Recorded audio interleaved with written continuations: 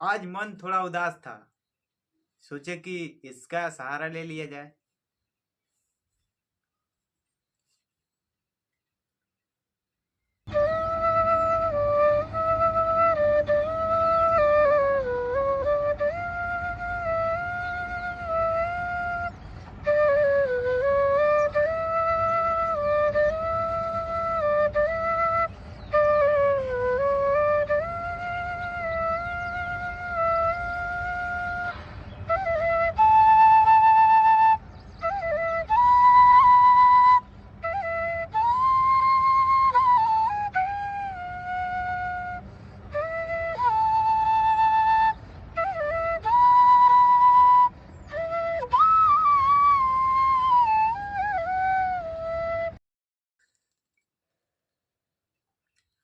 I am single, लेकिन single होने के बावजूद भी मैं टाइम कैसे पास करता हूँ, ये मन में ख्याल आया होगा।